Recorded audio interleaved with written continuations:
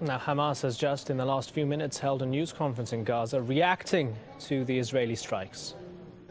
The international community remained silent, failing to prevent this massacre and the crimes perpetrated by the occupation forces, the criminal Zionist occupation against the peaceful, unsuspecting, innocent civilians and the police personnel. It is a conspiracy clearly designed with clear aims to exterminate the Palestinian people and to dent its resolve and to end its legitimacy and to liquidate its legitimate authority and to target Hamas leaders and resistance forces. However, we cannot accept this conspiracy to take effect.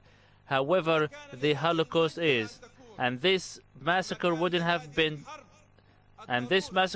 taken place, and this ferocious war wouldn't have taken place without the silence of the Arab world and the collusion by the European states and the American support to the Zionist occupation and their crimes perpetrated in Gaza, targeting our innocent, unsuspecting Palestinian people. Now from the Jordanian capital Amman is Dr. Azam Tamimi, who's the author of Hamas, the Unwritten Chapters. Thanks a lot for joining us, Dr. Tamimi. Israel's stated goal in these attacks in the past 24 hours is to crush Hamas and dismantle it. Is Israel succeeding? Well, it's too early to tell. I think Israel has succeeded in one thing. It has secured the consent and the collusion of Egypt, the Egyptian government, and of the Palestinian Authority in Ramallah.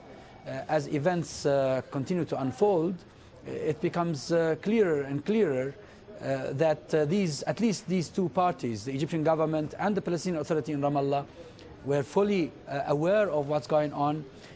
They want to give Israel even time to crush Hamas in Gaza before the Arab foreign ministers meet in 3 Dr. days' Tamimi, time. that's quite a harsh accusation against Mahmoud Abbas's PA and Egypt, saying that they're in collusion with Israel. What's your evidence?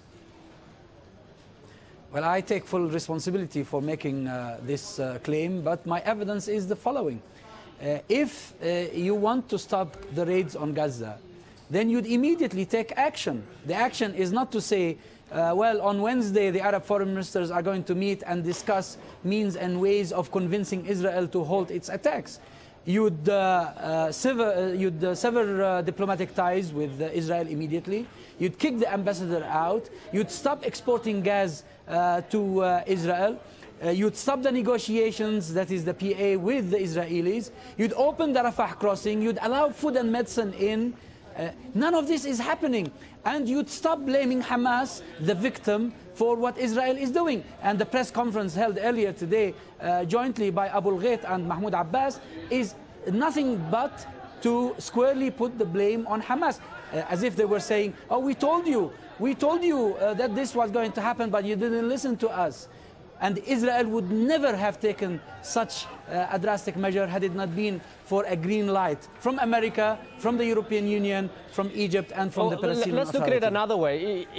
Israel would never have taken such drastic action if Hamas had renewed the truce. It was offered to renew the truce and it refused to. So surely Hamas then has to face some of the responsibility and some of the blame for what has happened. Well, I beg you to state all the facts. The fact is that Hamas was promised by the Egyptian dishonest broker throughout this process of the truce agreement, that 10 days after the truce, the sanctions would be lifted and the siege would be over. That didn't happen. So when the 6 months truce expired, Hamas said, we would be willing to extend the truce, provided that this includes a lifting of the sanctions. I mean, can you imagine what the Israelis and their Arab neighbors have been doing to Gaza, even Hitler didn't do to the Jews in Europe. They starved them of food, of medicine, of water, of every essentials of life, and now they are burning them. Hitler sent the Jews to the ovens to burn them. Now they're sending fire from the skies to burn the people of Gaza in their houses, in their clinics, in their mosques, and in their offices. How far away are we from Palestinian unity, given that Hamas and Fatah seem to be so far apart now?